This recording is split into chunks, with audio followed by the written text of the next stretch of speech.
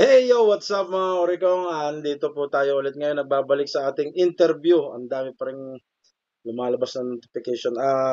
Interview natin from Mina, Iloilo, ma'am. Pakilala po kayo. Magandang gabi po sa mga kasamahan ho namin dito sa South Korea na mga farmers. Ako po si G-Rech National from Mina, Iloilo po. Kasalukuyang nakatira dito sa Jeollabuk-do, Samye, South Korea. Wow. Ilang buwan na po kayo dito sa South Korea, ma'am? Ilang ano po? Ilang buwan na dito nagtatrabaho bilang seasonal farm worker? Magti 3 months po kami coming nitong June 15 po. Wow, ang galing. Sa bayan nyo, pwede po ba ang dayo? Ay, hindi ko pwede. Kailangan taga doon talaga. Lihiti mong Mina, Iloilo lang, hindi pwedeng dumayo yung ibang bayan sa Mina, Iloilo?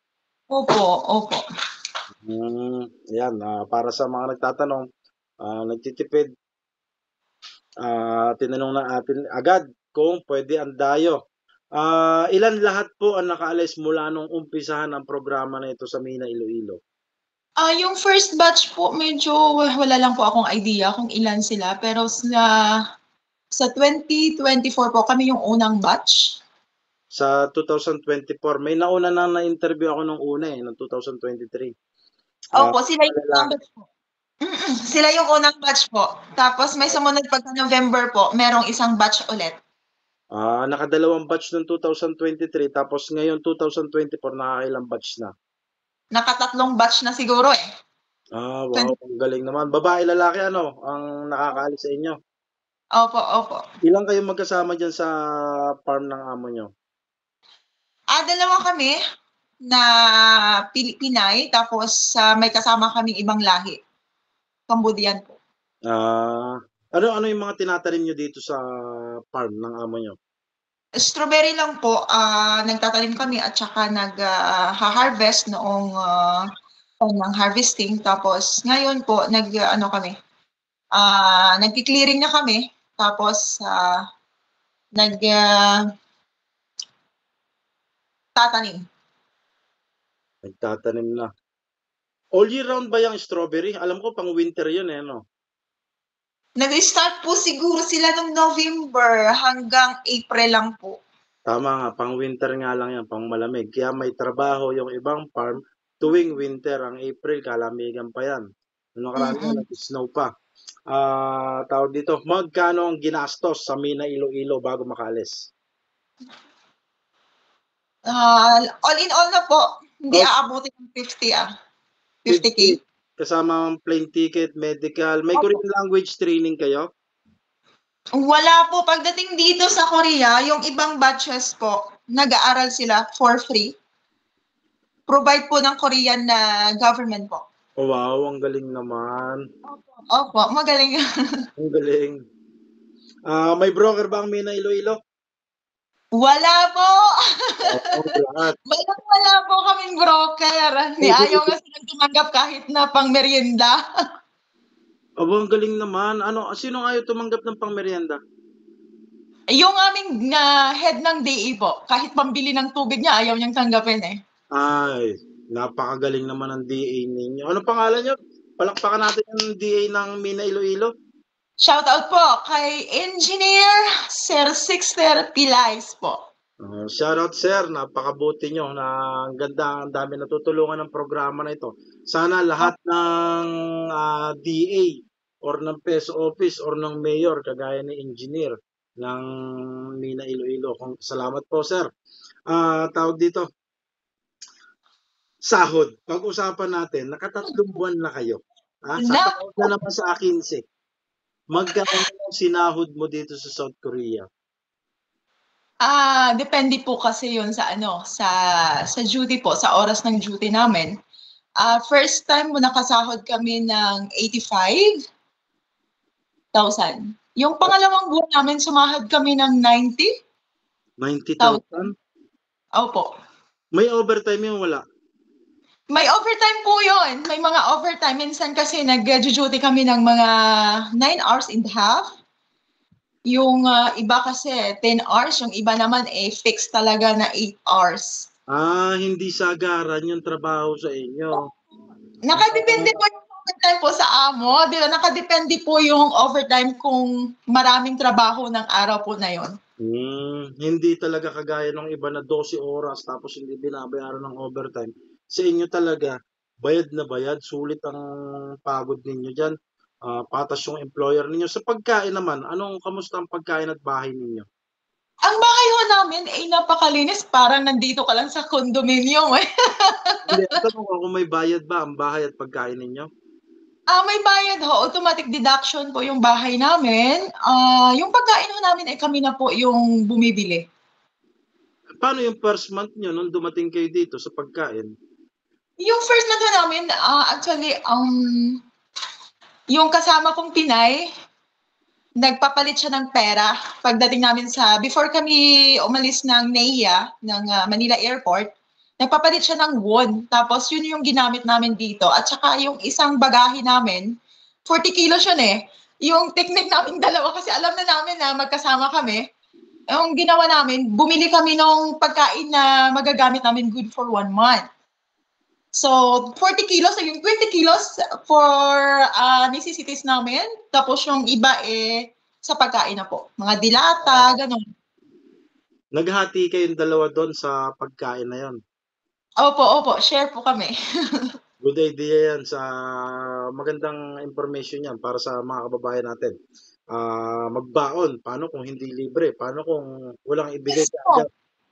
Yes po kuya, kasi ang iisipin mo, unang buwan pagdating mo dito, sabak agad yun sa trabaho. Kaya lang yung amo namin, binigyan kami ng oras na makapagpahinga kasi nagtanong siya nung ilang oras daw bago kami nakarating dito. Sabi ko po ma'am, matagal kasi 5 hours from Manila Airport going here. Tapos mula doon sa bayan namin, sa probinsya namin going to Iloilo, mula Iloilo going to Manila, medyo isang araw halos yung ginugol namin kasi medyo malayo. Barko ba kayo? Nagbarko? Hindi po, doon kami dumaan sa Kalibo Airport kasi medyo mura po yung ticket doon compare po sa Iloilo Airport. So medyo malayo po yung travel namin. Ang hirap pag nasa Bisaya at Mindanao, pag walang international airport. Ayan, medyo kahit sa factory worker, ayan na nagpapamahal ng gastos papuntang South Korea, yung pamasahe. Pero kung tumahin talaga, maliit lang talaga dapat gagastusin nyo kung hindi ganun ang biyahe nyo, Opo, kasi magkano lang naman yung ticket namin, magkano lang naman mula Manila hanggang dito, 15K. Yung travel insurance namin nasa 1.6. Tapos yung travel insurance nyo, ba't yung iba 11,000 yung singil? Iwan ko sa kanila, 1.6 lang yung sa amin eh.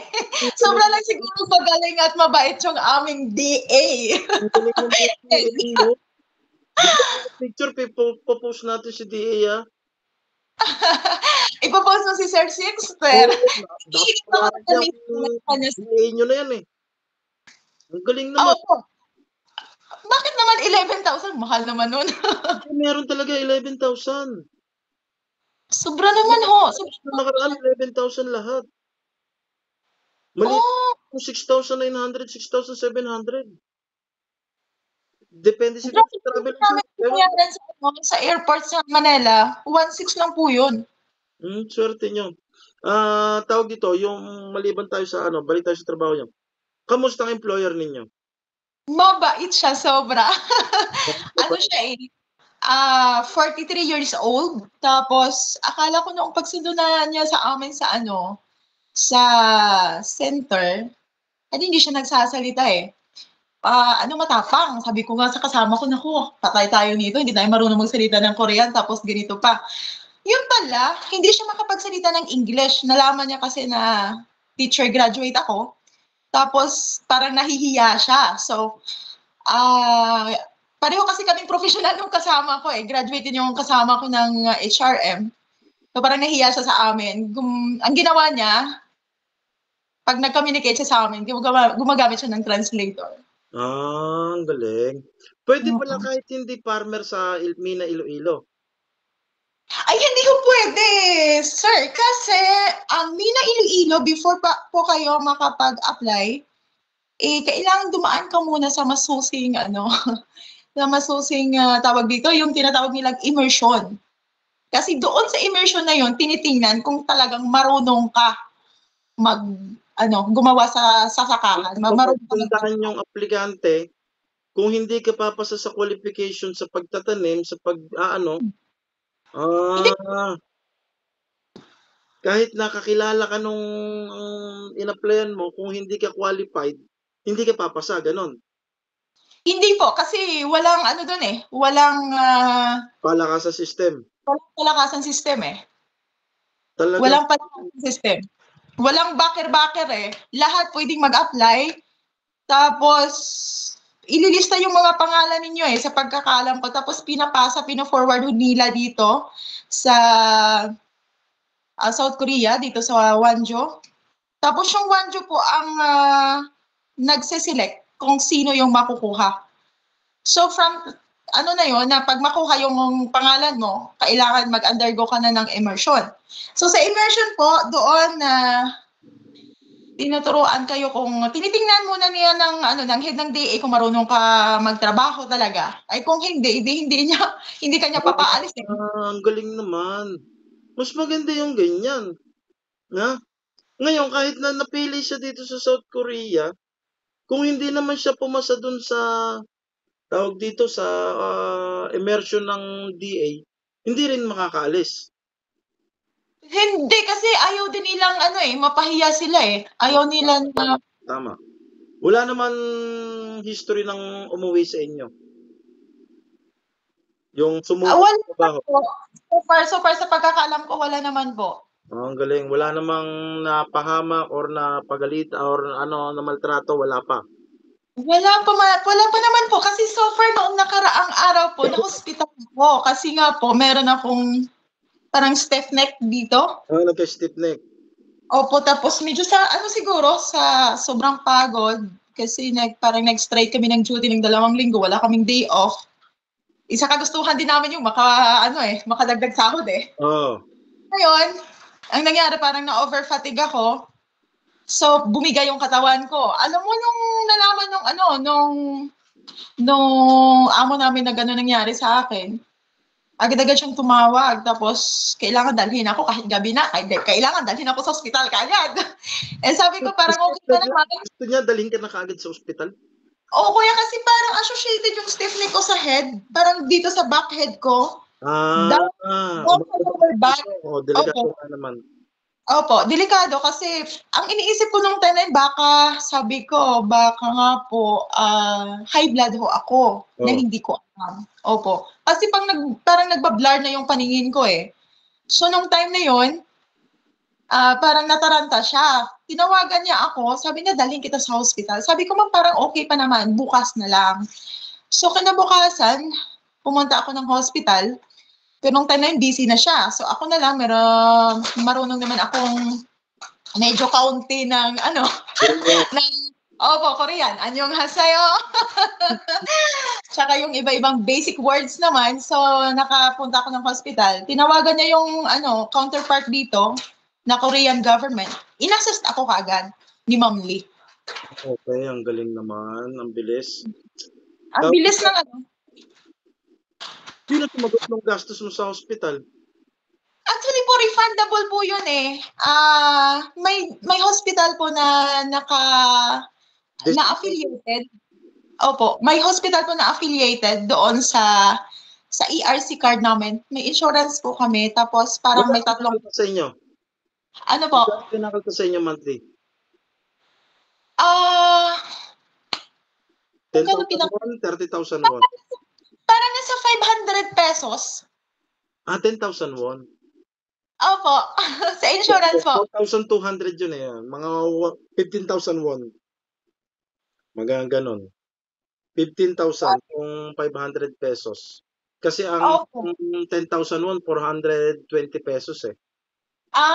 Okay. Parang ngayon, parang nasa 500 pesos po sa pera natin. Pero okay naman kasi nung time na yun, yung gastos ko sa medicine is mga 22,000. Tapos sa x-ray ko po, kasi in-x-ray ako baka kasi nahirapan ako huminga nung time na yon. So, nasa 50,000. So, sabi ni ma'am sa akin, ibigay mo sa akin yung receipt, hingin mo yung resibo, kasi i-refund natin yan, yung lahat ng nagastos mo. Ayan ang issue. Opo. Ayan ang kagandahan ng Medicare sa seasonal farm worker, yun sa inyo. Sa ibang bayan, wala. Because yung mga dapat tularan itong bayan nyo dito sa Jolanamdo. Jolabukdo po. Jolabukdo. May ganyang Medicare. Maganda yan. Kahit kaltasan ng 15,000 won monthly, maliit lang yan para sa safety nyo, para sa Medicare, maganda nga yan, maganda. Kasi wala talaga kayong kaltas, yung ibang mga kababayan natin na seasonal farm worker dito, walang kaltas. Napakaswerte. Tanong ko lang, ilan ang age limit na tinatanggap sa bayan ninyo? 25 going to 45. Okay. 25 to 45. Tapos male, female, ano pa ba? Ano masasabi mo sa pagkain dito nung unang dating mo? Napakasarap! Kimbap at kimchi, masarap. Sanay na pa ako kuya sa Middle East kasi mas masahol yung pagkain sa Middle East eh. Sa anong bansa ka galing dati? Kuwait po. Kuwait. Sa unang linggo mo dito, ano masasabi mo sa trabaho, sa klase ng trabaho dito? Medyo nahirapan ako nung una, naninibago siguro yung katawan ko. Mas mahirap na trabaho, Kuwait or sa South Korea? Ay, teacher po kasi ako doon sa Kuwait, kaya medyo masasabi kong okay lang sa Kuwait. Teacher. Pero dito napalabang kayo, no? Okay lang po kahit kasi po yung amo namin, pag nafe-feel po ng amo namin na pagod na kami kasi may CCTV siya, ang kagandahan kasi sa amo ho namin, hindi ho siya nag-uutos. Kumbaga, i-instructionan ka lang niya. Pag nakuha mo kaagad, hindi na siya mag-uutos. Para kami kasi ng kasama ko, hindi namin hinihintay na utusan kami. Kung alam na namin yung kailangang trabahuhin, kailangang tapusin, tatapusin namin. So, kumbaga, iniiwan lang kami sa farm. Iniiwan niya kami sa farm, tapos bahala na kung buhay nyo dyan. Oo po. Napakabait niya, sobra po. Babae, lalaki? Babae po siya. Dalaga pa? Dalawa anak niya. May asawa po. May asawa. Tawag dito. Anong mapapayo mo, ma'am, bago tayo matapos sa mga seasonal farm worker aspirant, sa mga balak mag-apply? Anong mapapayo niya, ma'am? Ang masasabi ko po sa mga aspirant na gustong pumunta dito sa South Korea, unang-una po, isipin ho ninyo ng mga 10 bises. Ang pagtatrabaho dito sa South Korea bilang farmer po ay hindi madaling trabaho. Hindi ho katulad ang farmer dito, hindi ho katulad sa Pilipinas. Sa Pilipinas kasi pwede kang magpahinga kahit anong oras na gusto mo. Dito ho kasi mahihiya ka magpahinga kasi oras ang binabayaran ng amo mo. Tsaka hindi ho lahat ng amo ay pare-pareho.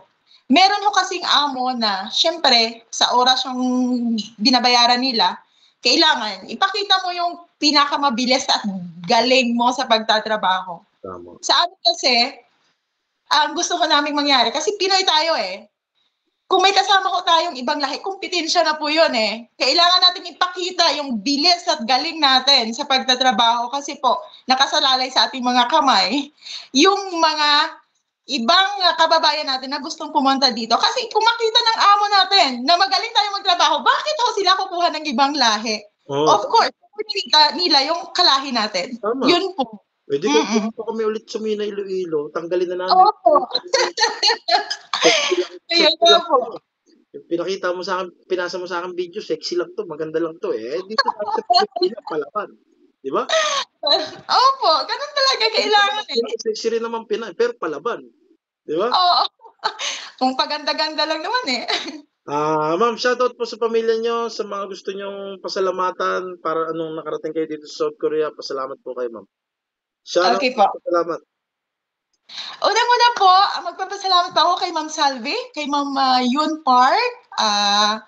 Kung hindi po dahil sa inyo, kung hindi ikaw yung nagpakilala sa Mina Iloilo ng trabaho na ganito, hindi po kami makakarating dito. Utang na loob po namin sa inyo ang lahat ng ito. Siya po kasi yung, kumbaga, nakapag-asawa siya ng Korean dito.